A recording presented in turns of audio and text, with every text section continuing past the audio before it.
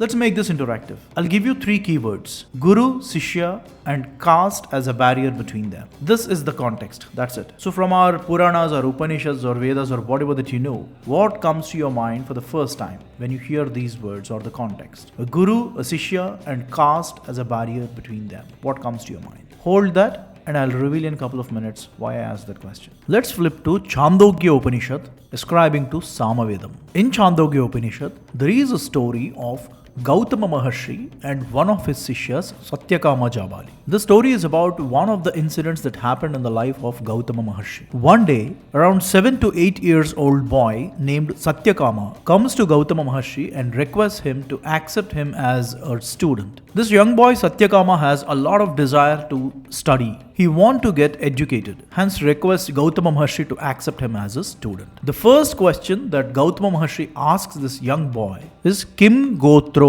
This is precisely the word I highlighted here, what Gautama Maharshi asked Satyakama. Kim Gotro means what is your Gotra? Before you jump to that quick reflection of why such casteist question to be asked to the young boy, hang on. First of all, what is Gotra? Gotra is the identity of a patrilineal lineage. That means, who is our father? That's what Kim Gotro means. Because the Gotra essentially traces to the origin of the family tree. So here Gautama Maharshi is asking the young boy Satyakama on who is your father and what is your family tree. That's what Kim Gotro means. Satyakama is a very young boy. He doesn't know what's the meaning of Gotra. So he goes to his mother and asks, what is my Gotra? I went to a guru who asked me what is my Gotra. So please tell me, what should I answer? That's what the young boy Satyakama asks his mother. And the mother says that she has been working as a dasi in many houses and has physical relationship with many men. And she doesn't know who exactly is the father of Satyakama. So she cannot tell Satyakama who is his father and what is his Gotra. And she says that all I have in this world is just you,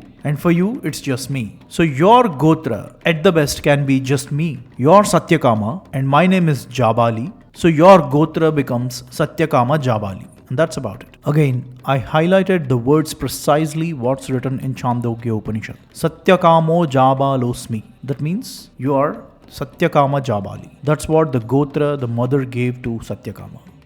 The young boy Satyakama went back to Gautama Maharshi and narrates exactly what his mother told him. That his mother had relationship with many men and he doesn't know who his father is, and his Gotra, as his mother gave him, is Satyakama Jabali. Witnessing the boy's innocence and his desire to learn, Gautama Maharshi says these words, Tamho vacha naitad brahmano, which means no non-Brahmin could speak like you, Satyakama. You are a Brahmin. Go get some darbha. I will initiate your Upanayanam with the Yajnopavitam, as you have not deviated from truth. A boy who doesn't even know who is his father. That boy is being called as a Brahmana by Gautama Maharshi. And precisely he gives the reason that since you are steadfast on to the path of truth, you are a Brahmana. That's exactly what Gautama Maharshi means about Satyakama Jabali. And then he initiates Satyakama with the Yajnopavitam, performing his Upanayanam. Yajnopavitam means Janyu. Gautama Maharshi set a great example which is valid even today.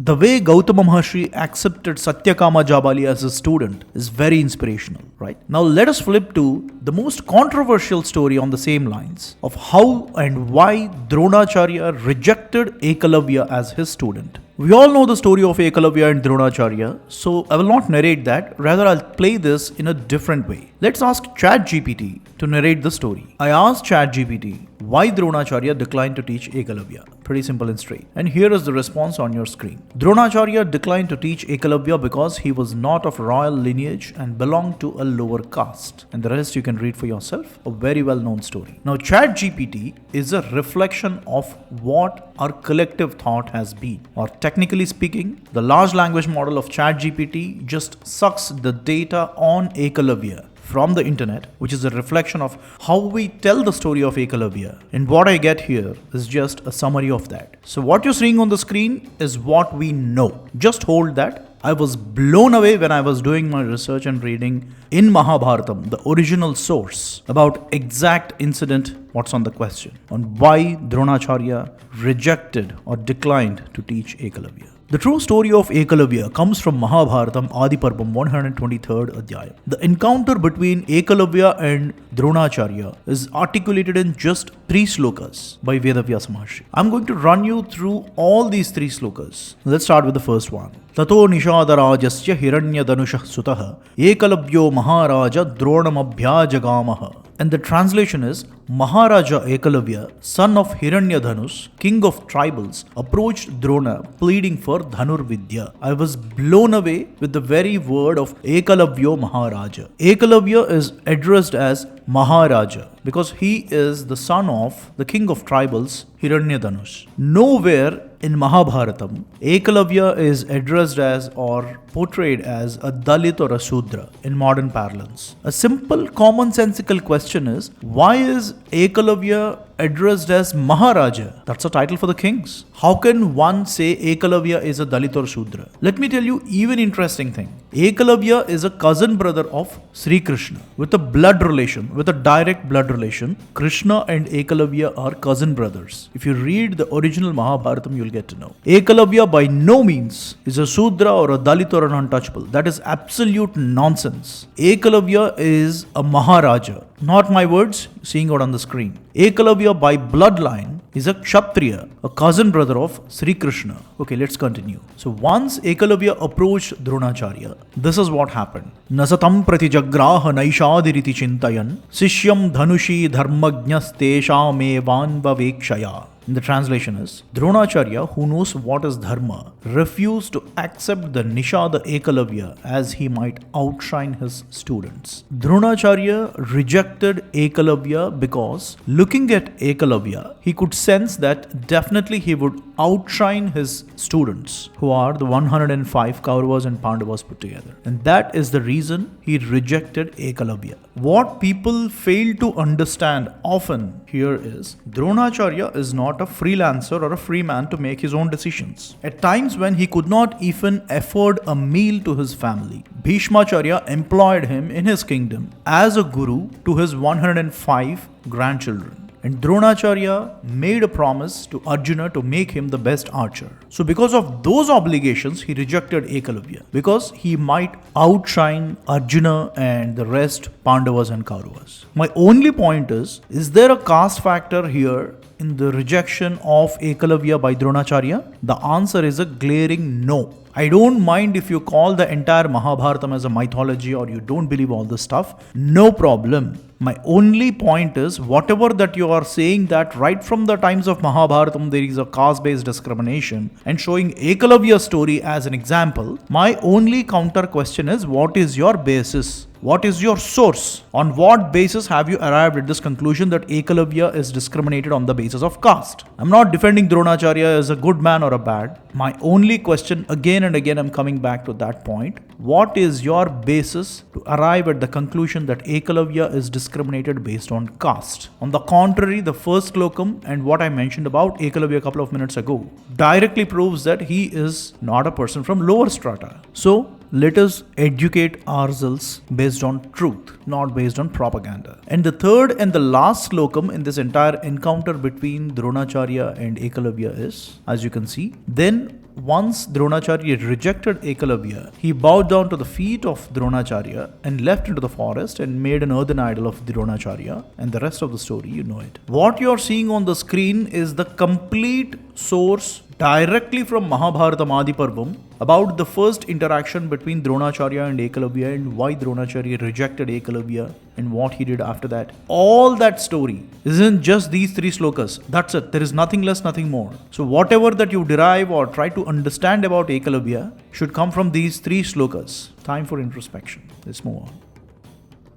Take a good look at this frame. Dronacharya and Ekalavya's story on one side, Gautama Maharshi and Satyakama Jabali's story on the other side. The pathetic state in which we are is reflected in this one frame. The great story of Gautama Maharshi and Satyakama Jabali, where birth of a person is not at all considered as an obstruction for a person to become Brahmana. Such a great story, majority of us are not aware. And on the other side, Dronacharya and Ekalavya's story, which has nothing to do with caste, is known to us in a completely wrong way. This is exactly the reason why I named this documentary as The Dark Side of Brahmana. Now, going back to the question that we started this chapter with, who is a Brahmana? I gave you references from Vedas, Upanishads, and now let me give you another mind-blowing reference from Mahabharatam. This is a conversation between Bhishmacharya and Yudhishthira coming from the Bhishma Parvam of Mahabharatam. Bhishmacharya is narrating to Yudhishthira, or rather paraphrasing another conversation that happened between Shiva and Parvati about the Chaturvarna system. And what you're seeing on the screen are the words spoken by Lord Shiva to Parvati explaining Chaturvarna system. Chaturvarnam Bhagavata Purnam Srishtam Swayambhuva. The four Varnas are created by Swayambhuva Manu. Swayambhuva Manu is believed as the chief progenitor of humanity, according to the Puranas and other literature of Sanatana Dharma. It is in his name we have this most controversial scripture called Manusmriti. And then comes another quote. These are the words of Ma Parvati towards Lord Shiva, asking a question. Kena karma vipakena vaishyo gacchati sudratam. Ma Parvati is asking Lord Shiva, how could a Vaishya become a Sudra? And then she goes on asking another question. Vaishyo va kshatriya kena dvijo va kshatriyo bhavet. How can a Vaishya or a Kshatriya become a Brahmana? And then she asks another question. Kena va karmana vipraha Shudra yonyo prajayate. What will make a Brahmana to become a Sudra? Like this, she goes on asking certain questions related to Chaturvarna and finally asks one ultimate question. Trayo varnaha prakruptyoha kadham brahmanyamapruhu. How can all three Varnas, Sudras, Vaishya and Kshatriya, all three of them attain to the state of a Brahmana? How can each of these Varnas progress upwards and become a Brahmana? These are the questions from Ma Parvati to Lord Shiva. Chaturvarna system is not a rigid system that is steadfast only by the birth of a person. I dare you to challenge me with facts on this. Until the age of 8 years, a boy or a girl naturally belongs to the Varna of the parent. But from then on, the way he or she studies the Vedas, or not necessarily the Vedas, whatever is their education or the profession that they are interested in, that eventually and essentially determines the Varna of that person. Forget about the spiritual or mythological aspects from Mahabharatam, but if you treat that as a historical text, you can clearly see that the Chaturvarna system is always moving up and down. It is never rigid. And this very idea of caste by birth of a person and caste stays with that person throughout his or her life is absolute nonsense. And this nonsense, maybe British formalized it, but in Bharat also we have been following this rigid, crooked system at least for a couple of centuries. But when we go back into the scriptures like Mahabharatam or Upanishads or Vedas, not even one place it is mentioned that the Varna of a system doesn't change. It always changes. And I'm giving you the straight references from Mahabharatam. Shiva answers every question that came from Ma Parvati. I'm just picking up the two most important ones here. A Sudra can rise as a Brahmana. This is what Lord Shiva says. Shudro pyagama sampanno dvijo bhavati samskrutaha. A Shudra who has attained the Vedic knowledge becomes a Brahmana and is purified. The word purified is a very loose translation to the word samskritaha. Samskritaha has a very deep meaning. It's basically to elevate the person on multiple aspects, spiritually, mentally, psychologically, so on and so forth. So whatever be the case, so a Shudra can become a Brahmana. And then also a Brahmana could slip down as a Sudra. Brahmanyam punyam utyudya Shudro bhavati tadushaha. Such a person who is a Brahmana but still renounces his or her duties or responsibilities. Now what the responsibilities are, that's again a big list, but a certain responsibilities, if a Brahmana renounces, then he becomes a Shudra. The bottom line is, the Chaturvarna system is a very fluid system. It is not a rigid system at all. And the most important thing is, Brahmana is not an entitlement. It is an attainment. All the scriptures in Sanatana Dharma always says that protect the Brahman, protect the Brahman, protect the Brahman.